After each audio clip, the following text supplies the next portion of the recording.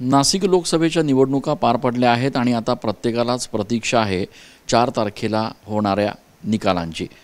या संपूर्ण निवडणुकांमध्ये नाशिकच्या लोकसभेमध्ये सगळ्यात चर्चेत ठरले ते स्वामी शांतिगिरीजी महाराज। आपल्यासोबत स्वतः स्वामीजी आहेत। महाराज, लोकसभा निवडणुकीमध्ये सगळ्यात जास्त चर्चा आपली होती, अपक्ष उमेदवारी आपण केली, मात्र प्रत्येक पक्षाकडून आपल्याला त्यांच्या पक्षात घेण्यासंदर्भातली हालचाल जी आहे ती शेवटपर्यंत बघायला मिळाली।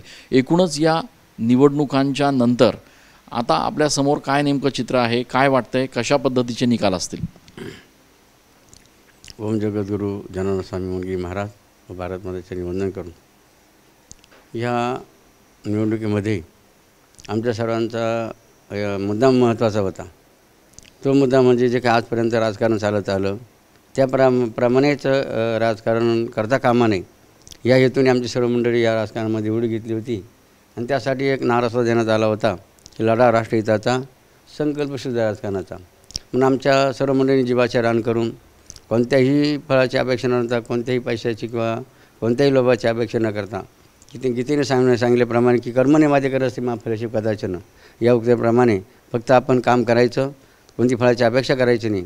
या दृष्टिकोनातून आमच्या सर्व मंडळींनी या ठिकाणी या लोकसभेच्या निवडणुकीमध्ये काम करून अत्यंत बघा भारत मातेचा आणि बाबांचा आशीर्वाद घेतला आणि म्हणून आपण त्यांचं त्यावेळी अजून अभिनंदन करूया। त्याचप्रमाणे जनता जनार्दनाने ज्यांना जे आमचे विचार भावले किंवा लक्षात आले तेही आमच्यासोबत आले आणि त्यांनी बघा या ठिकाणी आम्हाला अनेक प्रकारे मदत केली। म्हणून या दृष्टिकोनातून जनता जनांचा कौल असा वाटतो की त्यांचीच अपेक्षा आहे की या निवडणुकीमध्ये बाबा आले पाहिजेत, जेणेकरून भविष्यामध्ये काहीतरी बदल होईल।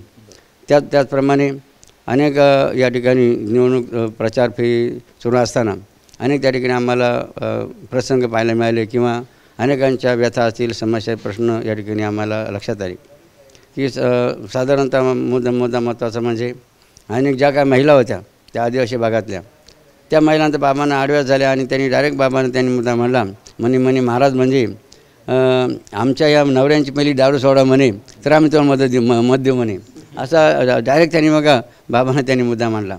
एक बाई आम्हाला एका गावातली अशी म्हणे बाबा पहिलं आमच्या गावाला पाणी द्या म्हणे तरच आम्ही तुम्हाला काय करू निवडून देऊ म्हणे। पण या सगळ्या निवडणुकीमध्ये महाराज आपल्याकडनं देखील अनेक तक्रारी केल्या गेल्या। आपण सांगत होतात की काही ठिकाणी पैसे वाटले जात आहेत, बोगस वोटिंग केलं जातं आहे, आपल्या लोकांवर गुन्हे दाखल केले जात आहेत। तर या संदर्भात बाबांना असं वाटतं की डॉक्टर बाबासाहेब आंबेडकर यांनी जे काही लोकशाही तत्त्व घालून दिले आहेत व वास्तविक या तत्त्वांचं तंतोतंत पालन करणं फार गरजेचं आहे, तरीसुद्धा दुर्लक्ष केलं जातं। हे बाबा जरा दुःखदायक आणि जरा क्लेशदायक वाटतं आणि म्हणून जी काही व्यवस्था आहे आपल्या भारताच्या निवडणुकीमध्ये की त्यांनी हा विचार केला गेला पाहिजेत की प्रलोभनं दाखवून, अनेक पदांचे आमिष दाखवून जे काही निवडणुकारी प्रकार केला जातात ते अत्यंत आपल्या लोकशाहीला काळीमा लावणार आहेत।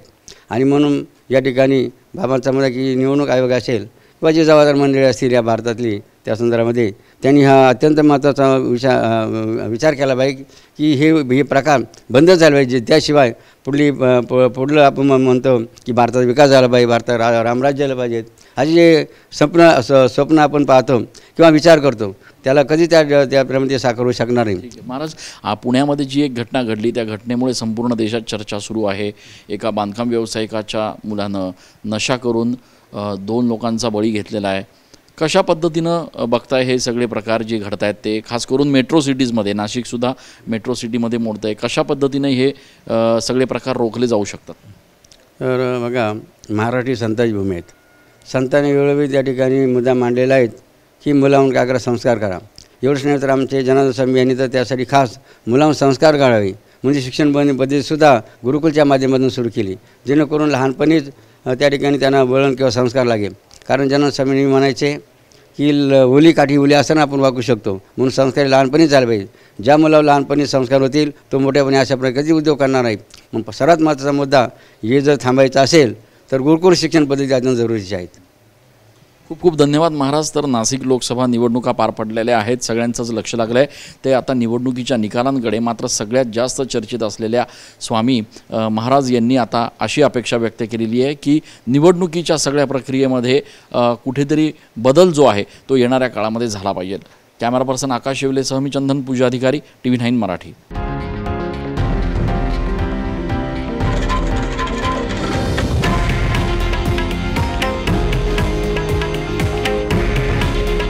हे आहे देशातील नंबर 1 न्यूज नेटवर्क आणि आपण पाहत आहात TV9 मराठी. काळजी तुमची, हित महाराष्ट्राचं.